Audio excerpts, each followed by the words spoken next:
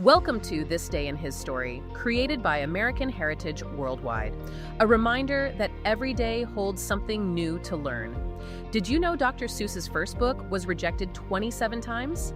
Learn how, after publishing And to Think That I Saw It on Mulberry Street, Dr. Seuss said, "If I had walked on the other side of the street that day, I might have ended up in the dry cleaning business." See how Dr. Seuss answered a challenge and wrote The Cat in the Hat with only 236 words, and Green Eggs and Ham with only 50 words and no J, P, Q, V, or Z letters. Learn why Dr. Seuss's style of writing is called anapestic tetrameter, which is used in comic verse for his silly words like sneeches, wumboos, and schloppity schlop. Looking at the cultural landscape today, it is almost impossible to imagine a childhood without Dr. Seuss. Oh, absolutely. It feels like he has just always been there, woven into the fabric of how we learn to speak and read. Right, translated into over 20 languages. Exactly. Translated everywhere, hundreds of millions of copies sold. He is essentially the godfather of modern children's literacy.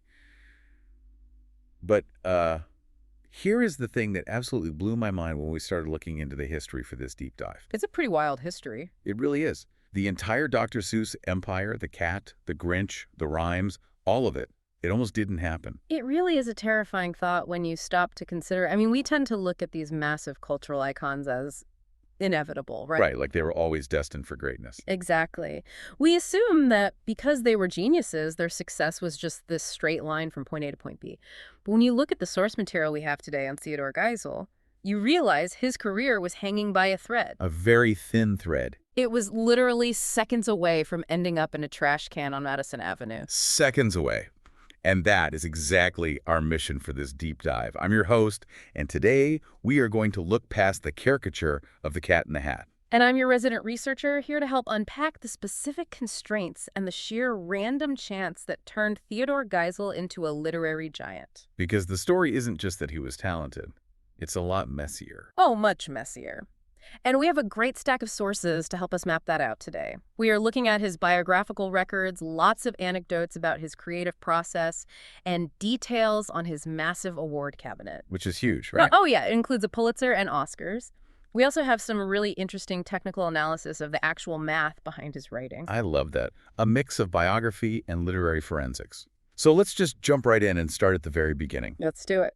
Before the doctor title and before the name Seuss, there was just Theodor Ted Geisel, born March 2, 1904 in Springfield, Massachusetts. And looking at the notes on his early life, his creative roots were planted in a surprisingly specific place. The local zoo. Springfield Zoo, yeah. It seems like a small detail, but it was foundational for him. His father actually worked in the parks department and would take him there regularly. But he wasn't just a normal kid looking at the monkeys. No, not at all. Young Ted wouldn't just watch the animals passively. He'd bring a pencil and a pad. He was sketching these creatures, but even back then he wasn't interested in realism. So he wasn't just drawing what he saw in front of him. Not exactly. He was drawing what he felt or what he imagined the animals to be. He was filtering these lions and bears through his own unique lens. That is so interesting. The sources point out that you can see the DNA of those early zoo trips and the whimsical, not quite real creatures he became famous for later. He was already tweaking reality, making a lion look like a wumbus, or just creating animals that biology completely forgot. I love that image of him. It's like he was remixing nature before he even knew what he was doing. Now we really should address the name Seuss, because I think there is a common misconception out there for a lot of people. That Dr. Seuss was a character he created. Yeah, or maybe just a nonsense word he invented to sound silly. It's actually much more personal than that. Seuss was his mother's maiden name. Okay. It was also his middle name, Theodor Seuss Geisel. And he actually started using it as a pen name way back in college at Dartmouth. He was the editor-in-chief of the humor magazine there, the Jack-O-Lantern. Which sounds like the perfect training ground for the kind of work he ended up doing. But I read in the sources that he started using the pen name because he got in trouble. That is the famous rumor, yes. He got caught drinking gin in his room during Prohibition. Oh, wow. Yeah, got kicked off the magazine staff by the administration. And so he started signing his work as Seuss just to keep publishing without the school knowing it was him. That is brilliant. Just a classic college workaround. But his academic path didn't stop at Dartmouth. No, he actually went across the pond to Oxford, specifically to Lincoln College. And honestly, looking at the timeline, this feels like the pivotal chapter where the whole Seuss philosophy actually clicks into place. It was pivotal for two very different reasons. First, on a personal level, Oxford is where he met his first wife, Helen Palmer. They married in 1927. And professionally? Professionally, Oxford is where he really started to formulate his philosophy on art and storytelling. There is this fantastic quote he gave to the Dartmouth Alumni magazine much later in 1975, reflecting on that exact time in England. I have that note right here. Ah. He talked about marrying words to pictures. Yes. He said, and I quote, "I began to get it through my skull that words and pictures were yin and yang." Yin and yang. Right. He believed that if you married them correctly, they would produce a progeny more interesting than either parent. That is such a profound way to look at picture books. Because usually we think of illustrations as just supporting the text. Like, here's a sentence about a dog, and here's a drawing of the dog so you know what it looks like. Exactly, but he's saying something entirely different. He's arguing for true interdependence. The text relies on the image to make sense. And the image relies on the text to have meaning. If you separate them, the magic just evaporates. That yin and yang philosophy became the absolute bedrock of everything he did. You can't just read the text of a Seuss book on the radio and get the full effect. You need the visual gag that goes with it. But even with that philosophy, and even with his obvious talent, the success was definitely not instant. Which brings us to that dry cleaner moment I teased in the intro. Oh boy, yes. Because the reality of his early career was just brutal. Brutal is exactly the right word. He writes his first children's book. And to think that I saw it on Mulberry Street. It has the rhythm, it has the illustrations, it has all the charm. But the publishing world. They absolutely hated it. Hated it to the tune of 27 rejections. 27. I want to pause on that number for you listening. I think most people, after maybe 5 or 6 rejections, would start to think, okay, maybe this isn't good. After 10, you just quit. But 27. That is soul-crushing. That has to be. And he did reach his limit. The story goes that he was walking down Madison Avenue in New York City. He had the manuscript with him, and he was completely done. Just giving up. He was frustrated, feeling totally defeated, and he was literally planning to throw the manuscript away in the nearest trash can and just quit writing for children entirely. This is the scene that belongs in a movie. So he's walking down the street, ready to toss the book that launches his entire career into the garbage. What happens? Pure, unadulterated luck. He bumps into a guy named Mike McClintock. Who is that? They were old classmates from Dartmouth. And in a twist that you couldn't even write in fiction because it would seem way too convenient, McClintock asks him what he's carrying. Geisel explains the 27 rejections. Right. And McClintock says, "That's funny, I was just appointed the juvenile editor of Vanguard Press this morning." That same day. That very day. McClintock sees Geisel, they talk, he looks at the manuscript, and McClintock signs him on the spot. Mulberry Street gets published in 1937. That is wild. If he had walked down the street 10 minutes later or just taken a different route, it would have been over. And Geisel knew exactly how close he came to missing the boat. He famously said later, "If I'd been going down the other side of Madison Avenue, I would be in the dry cleaning business today." The dry cleaning business. Imagine a world where Dr. Seuss is just getting stains out of shirts instead of writing The Cat in the Hat. It really highlights the fragility of creative legacies. We tend to think of talent as the only variable, that cream always rises to the top. But timing, networks, and literally just being on the right side of the street matter immensely. So he survives the rejections, he gets published. Yeah. But then the world changes. 1943 comes around, World War II is in full swing, and Geisel joins the army. Right. He was assigned to the Information and Education Division. He wasn't in combat. He was making films and propaganda. Which makes sense for his skill set. Definitely.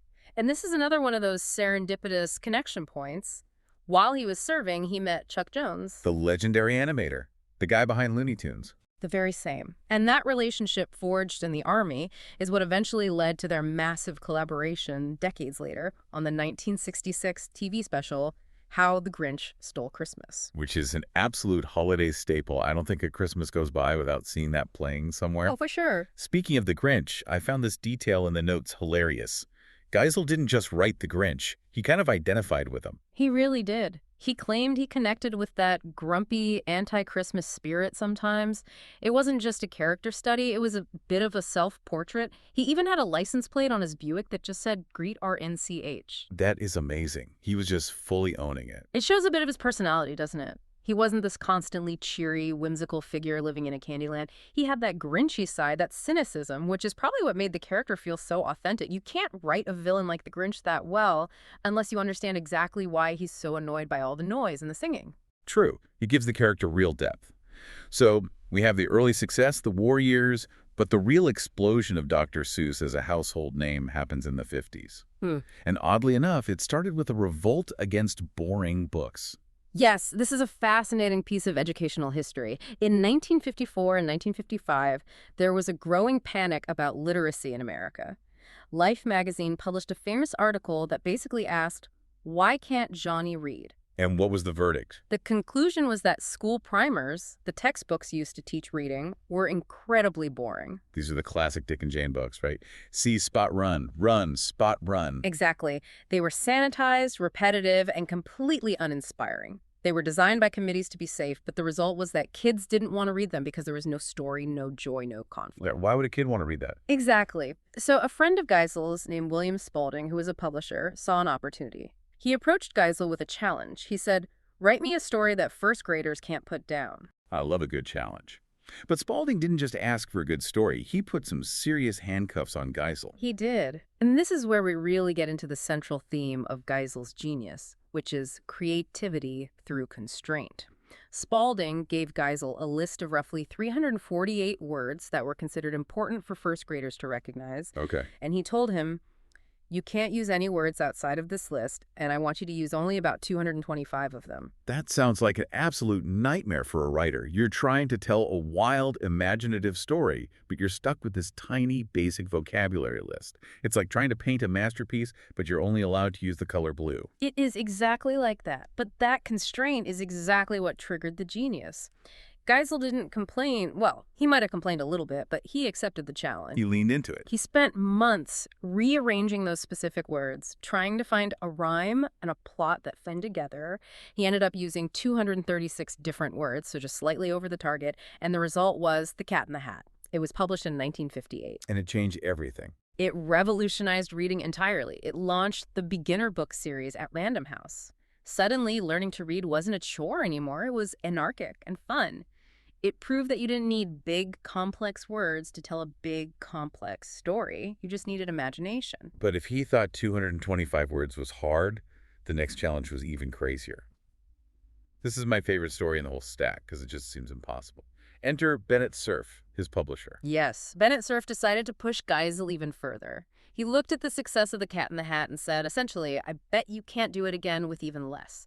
He bet Dr. Seuss $50 that he could not write a book using 50 or fewer different words. 50 words. Yeah. I use 50 words just to order my coffee in the morning. That's barely a paragraph. It sounds impossible to tell a coherent story with that limit.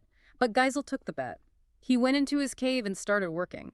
He had to be incredibly ruthless with his choices. And the result was Green Eggs and Ham, published in 1960. No way. Yeah. Green Eggs and Ham is only 50 distinct words. Count them next time you read it. Exactly 50. Words like I am, Sam, eggs, ham, here, there. Simple monosyllabic words.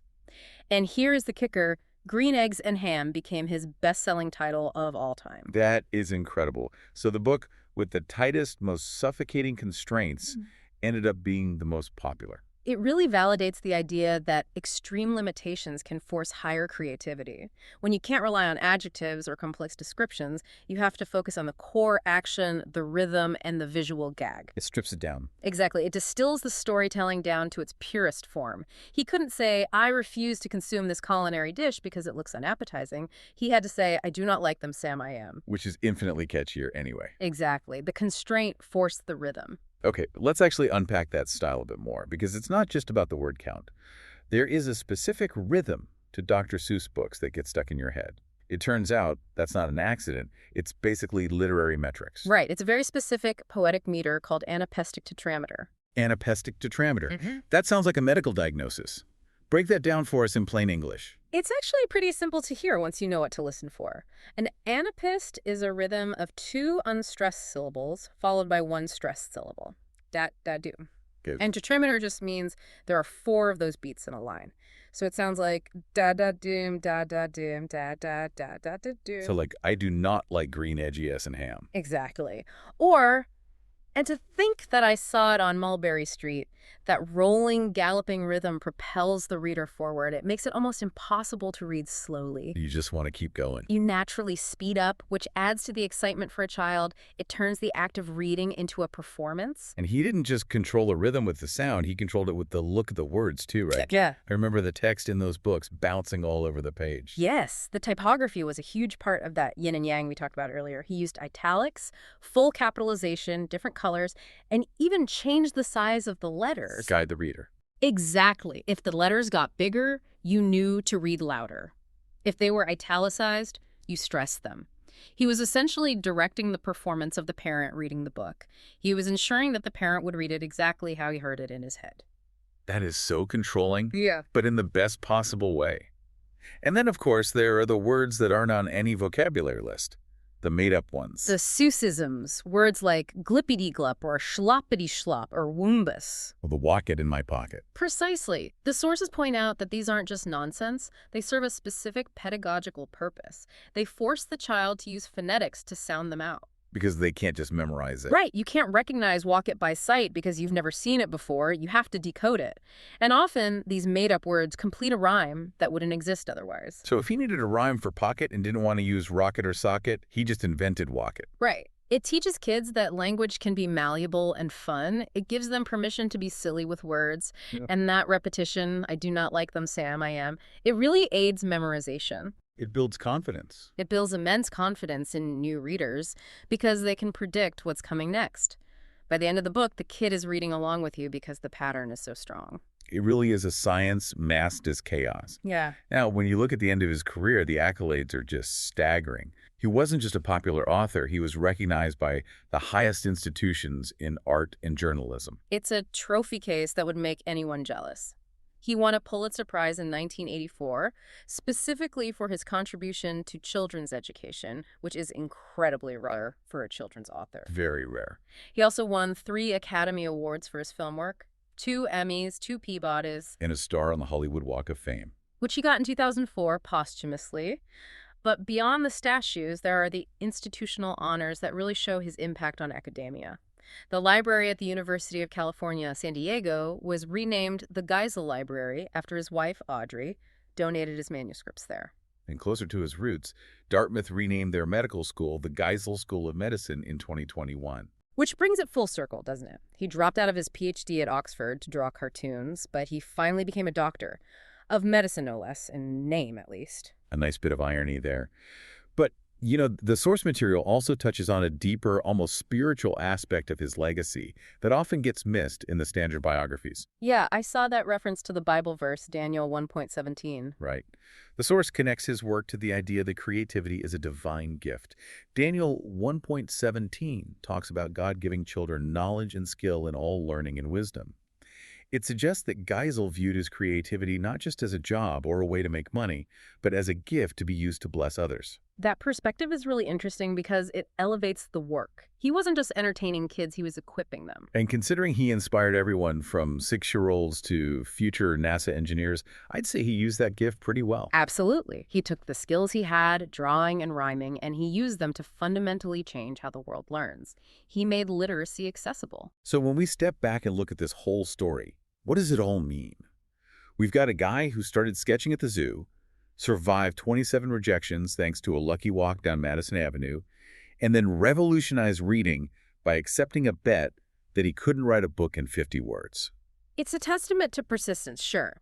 But for me, the biggest takeaway is about the power of constraints. Geisel didn't do his best work when he had total freedom. He did his best work when he was boxed in, when he had a limited word list or a specific challenge to solve. That is a really powerful point. We usually think we need more resources to be creative. More time, more money, more freedom, more words. But Dr. Seuss proves that having less might actually be the key to a breakthrough. Exactly. Limitations force you to be ingenious. If you have infinite options, you get paralyzed. If you have 50 words, you get to work. So here's our challenge to you listening right now. Think about a problem you're trying to solve or a project you're working on. What if, instead of asking for more resources, you artificially limited yourself? Right. What if you gave yourself a 50-word limit, metaphorically speaking? What if you cut your budget in half or your timeline? What kind of creative solution might you force yourself to find if you took away the easy options? That is a great thought to leave us with. Maybe the thing holding you back isn't the lack of resources, but a lack of constraints. Go find your green eggs and ham. Thanks for diving deep with us today. Keep reading and stay curious. See you next time. Thank you for joining us for this day in his story. May the lessons of yesterday inspire you to see God's hand today and to play your part in his story now. For more faith-based learning, visit ahsworldwide.org, the homeschool for faith and family.